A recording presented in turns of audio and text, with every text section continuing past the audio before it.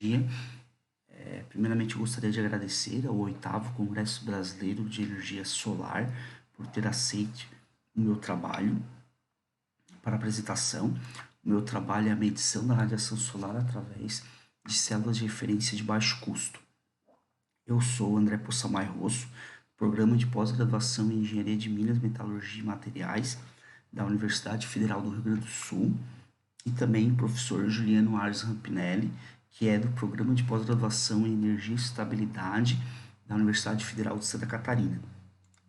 Bom, o primeiro momento é no dimensionamento, né, de um sistema fotovoltaico e na instalação desse sistema. O primeiro passo é o conhecimento da irradiância solar nesse local de dimensionamento e de instalação, né?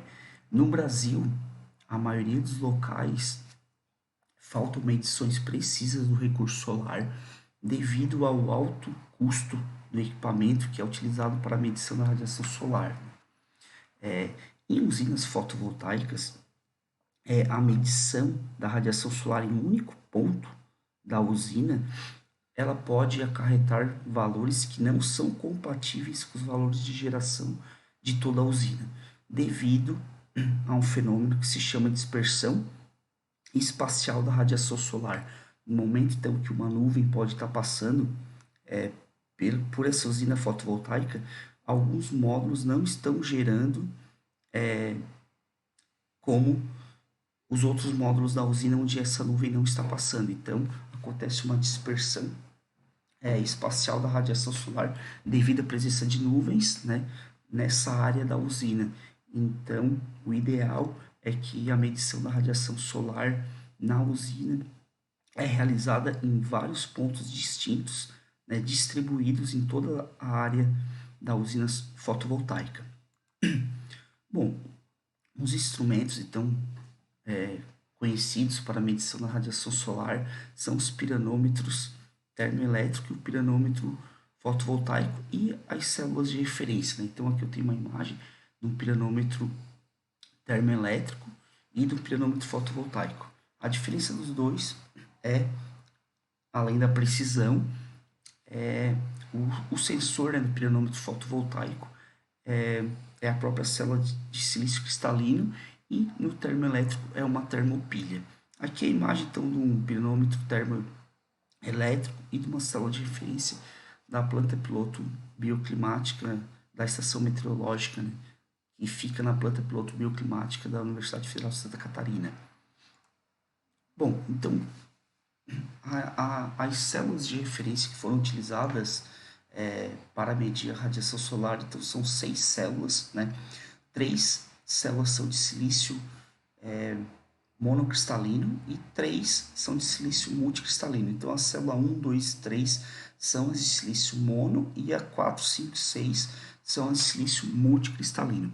Aqui tem uma imagem então do resistor shunt que foi anexado no terminal positivo e negativo da célula, que a partir do momento que a irradiância incide nessa célula, a corrente gerada passa por esse resistor e a medição acontece através da queda de tensão nesse resistor. Então, a medição vai ser em tensão, na casa de milivolts, nesse resistor. A estrutura de todas as 6 células de referência são de vidro, EVA e Tesla. Então, essas células elas foram construídas no laboratório da UFSC, que foram metalizadas, laminadas, tudo no laboratório.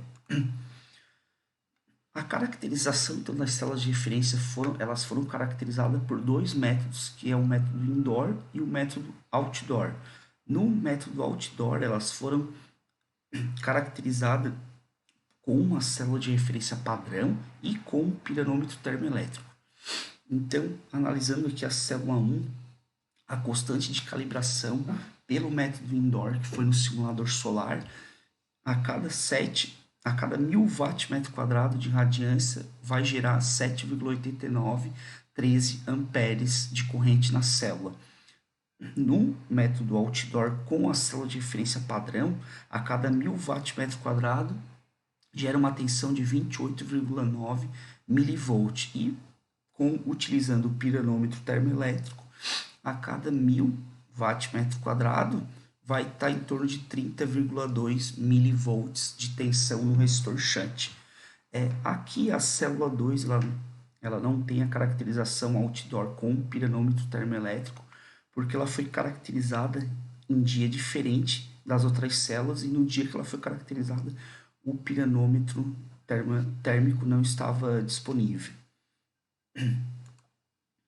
Aqui então é o local, né, de medição da radiação solar. Então ela foi ocorrida a medição em todas as estações do ano, nas 4 estações. Aqui então é a estrutura de ferro, localizada mais ou menos a 1,80 m do solo.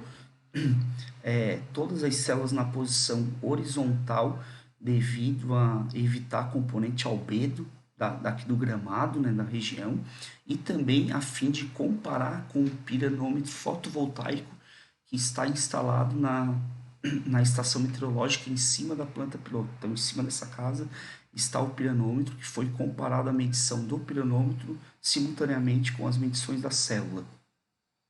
Aqui novamente é o resistor shunt anexado na célula, né? Então o piranômetro também está na posição horizontal, igual às células de referência. As incertezas nas medidas, então, as medidas elas foram realizadas com o multímetro digital Minipa, esse da imagem.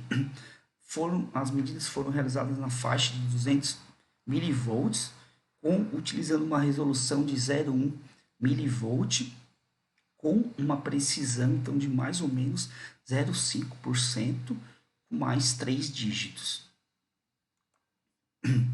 Então aqui esse gráfico mostra a correlação da medição das células de referência com o piranômetro fotovoltaico instalado na planta piloto. Então, esses primeiros gráficos são dos 6 protótipos, das 6 células de referências, utilizando a caracterização pelo simulador solar. Então, dá para perceber que o R quadrado está bem próximo de 1, com em torno de 0,99, aqui para a célula 5, 0,99 também para a célula 2, para a célula 3. Então, mostra uma correlação muito forte entre a medida da célula com a medida do piranômetro da planta piloto, do piranômetro de referência. Então, esses pontos são do ano todo, são das 4 estações todas juntos. Pelo método de calibração outdoor, usando a célula de referência, também houve uma correlação muito forte, né, que a célula 2, 0,99, 0,98 para a célula 5. Houve também uma correlação bem forte da medida da célula, utilizando o método de calibração por célula de referência outdoor, comparado com, então, o piranômetro de referência. Para o método outdoor, utilizando o piranômetro, também houve uma correlação bem grande com o piranômetro de referência da planta piloto. Então, R quadrado sempre próximo de 1, 0,98, 0,97, mostrando essa correlação forte.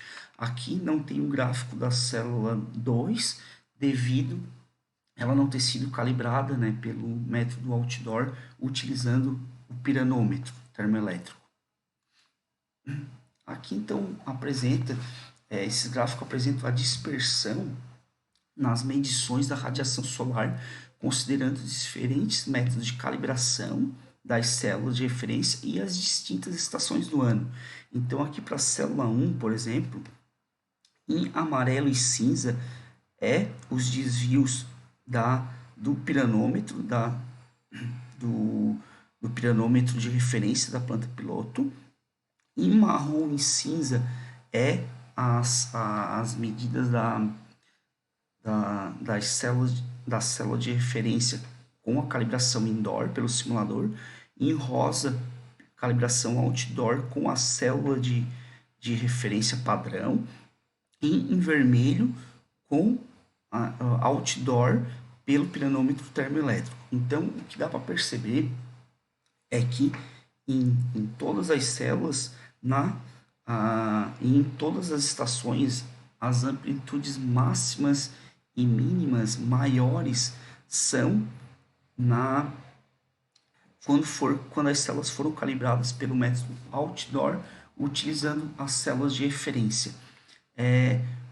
Outra coisa que dá para analisar é que pelo método indoor, os desvios são bem próximos, são mais próximos quando comparado com o piranômetro de referência da planta piloto. Então, em todas as células e em todas as estações do ano, o desvio é menor quando a célula for calibrada pelo simulador solar, quando comparado com o piranômetro de referência.